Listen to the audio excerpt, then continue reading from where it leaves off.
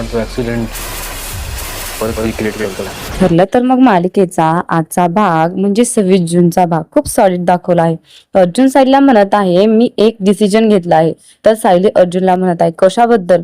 20 वर्षापूर्वी जो तुमच्या गाडीचा ऍक्सिडेंट झाला होता तो ऍक्सिडेंट आता आपण पुन्हा रिक्रिएट करणार आहोत. हे ऐकून सायली खूप खुश झाली आहे आणि म्हणत आहे खरंच?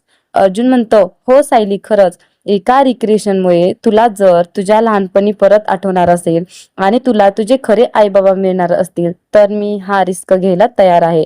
या वटपौर्णिमेच्या दिवशी तुला माझ्याकडून हे गिफ्ट आहे.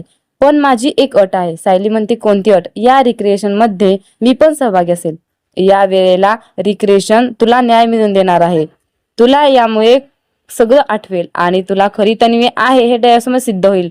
सायली आता खूप खुश झाली आहे आणि तिने अर्जुनच्या हातात हात देऊन त्याला थँक्यू म्हणाली आहे आणि ठरलं तर मग असं म्हणत आहे. आणि अर्जुन देखील सायलीला ठरलं तर मग असं म्हणत आहे. या रिक्रिएशनमुळे सायलीची मेमरी परत येणार का?